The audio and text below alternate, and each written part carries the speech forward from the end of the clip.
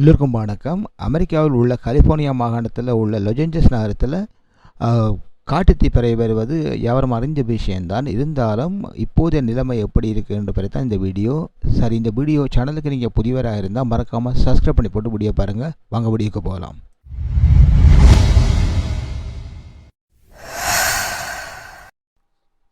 Okay, இப்போது என்னென்னு சொன்னால், இது கலிஃபோர்னியா மாகாணத்தில், அதாவது அமெரிக்காவில் இருக்கிற கலிஃபோர்னியா மாகாணத்தில் உள்ள லாஸ் ஏஞ்சல்ஸ் நகரத்தில் இந்த தீ பரவி கொண்டிருக்குது. 4 நாள் தான், முதல் 4 இடத்துல தான் இது பரவி கொண்டிருந்தது. 4 இடத்துல வெவ்வேறு இடங்களாக பரவி கொண்ட இடத்துல இப்போது 6ஆக அதிகரிச்சிருக்குது.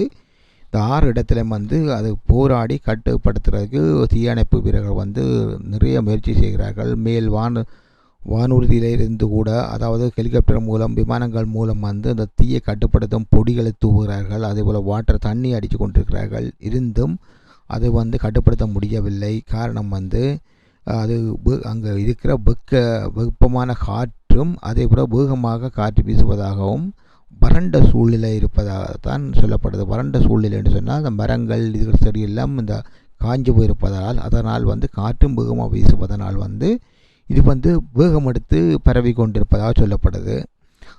இதை கட்டுப்படுத்த முடியவில்லை என்று தான் சொல்லப்படுது. என்று எத்தனை நாளைக்கு இது போகும் என்று தெரியாது கிடக்கு. இப்போ இவர்களை பொறுத்தளவில் இவர்களுக்கு உதவுவதற்காக மெக்சிகோவில் இருந்து மனிதாபிமான அடிப்படையில் 2 விமானங்கள் மூலம் தீயணைப்பு வீரர்களை மெக்சிகோ அரசாங்கம் இவர்களுக்கு அனுப்பியிருக்குது. அதுபோக கனடா ஒன்டாரியோவில் இருந்தும் கூட தீயணைப்பு வீரர்கள் சென்றிருக்கிறார்கள் இவர்களுக்கு உதவுவதற்காக. அமெரிக்காவுக்கு இது ஒரு சவாலாகத்தான் இருக்குது. என்னென்னு சொன்னால், டொனால்ட் ட்ரம்ப் பதவியேற்கும் நேரம் விட்டது. இருந்தும் இப்போ அமெரிக்காவுக்கு ஒரு பெரிய சவாலாக இருக்கும். இந்த பில்லியன் கணக்கான சொத்துக்கள் நாசமாக்கப்பட்டிருக்குது, எரிஞ்சு நாசமாக போட்டிருக்கு. நிறைய பேருக்கு வீடுகள் வாசல்கள் இல்லை, இனி உடைமைகள் எல்லாம் அழிஞ்சு சொத்துக்கள், அரச சொத்துக்கள், தனியாற்ற சொத்துக்கள் இதுகளெல்லாம் எரிஞ்சு நாசமாக போட்டுது. இந்த லாஸ் ஏஞ்சல்ஸ் நகரமானது எல்லாருக்கும் தெரிஞ்ச விஷயந்தான். இந்த கொலிபூட்டு படங்கள், மூவியல், ஆக்டர் மேர் என்று சொல்லி வசதி வாய்ந்த ஆட்கள் இருக்கும் ஒரு சிட்டி, அதாவது ஒரு இடம்.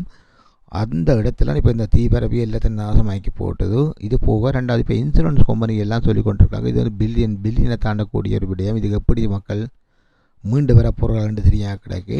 இது ஒரு அமெரிக்க அரசாங்கத்துக்கு ஒரு சவாலாக தான் இருக்கும். இது கிட்டத்தட்ட பரவிய ஏக்கர் 23,654 ஏக்கர் தான் முதல் இந்த பரவி எரிஞ்சு கொண்டு இருக்குது காட்டுத்தீ என்று சொல்லப்படுகிறது.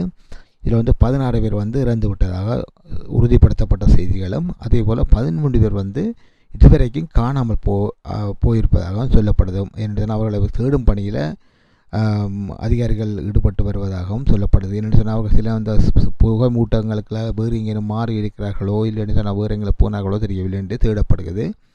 இது கிட்டத்தட்ட 70க்கும் மேற்பட்ட கட்டிடம் 7,000க்கும் மேற்பட்ட கட்டிடங்கள், அரசு கட்டிடங்கள் எரிஞ்சு நாசமாகப்பட்டதாகவும் சொல்லப்படுது. இது அரசு கட்டிடங்கள், அதுபோக தனியார் குடியிருப்புகள், அது தொழிற்சங்கங்கள், தொழில் ஃபேக்ட்ரிகள் அதுகளெல்லாம் இருக்குது. இப்படியான நிலைமை இது ஒரு அமெரிக்காவுக்கு ஒரு பெரிய சவாலாக தான் இருக்கும். ஏனென்று சொன்னால், அமெரிக்கா இதுவரைக்கும் போர் என்று சொன்னால் அமெரிக்கா தான் முன்னுக்கு போய் நிற்கிறது. மற்றவர்களுக்கு உதவுவதென்றாலும் அமெரிக்கா போய் முன்னுக்கு நிற்கிறது. இப்போது இவர்களுக்கு ஒரு கஷ்டமான 2025ஆம் ஆண்டு தொடக்கத்திலே இவர்களுக்கு இந்த நிலைமை வந்தது பெரிய ஒரு தாக்கத்தை கொடுத்திருக்கும். இனி இதில் எப்படித்தான் இந்த லாஸ் ஏஞ்சல்ஸ் மக்கள் மீண்டு வர போகிறார்களோ, அதுக்கு என்ன நடக்கும் என்று யாருக்கும் தெரியாது. இது எல்லாருக்கும் ஒரு அனுபவம். என்னென்னு சொன்னால், புவி வெப்பமடைந்து வருவது எல்லாருக்கும் தெரிஞ்ச விஷயம்தான். என்று சொன்னால், புவி வெப்பமடைவதன் காரணமாகத்தான் இந்த தீ இப்படி கோர தாண்டவம் ஆடுது சில வட்டாரங்கள் சொல்லி கொண்டிருக்கிறார்கள், சில அதிகாரிகள் சொல்லி கொண்டிருக்கிறார்கள். என்னென்னு சொன்னால், புவி வெப்பமடைவதன் காரணமாகத்தான் இப்படி ஒரு தீயை கட்டுப்படுத்த முடியாமல் இருக்குது. என்று சொன்னால், காரணமாகத்தான் மரங்கள் இதுகளெல்லாம் காஞ்சி இருப்பதாகவும், அதனால் தான்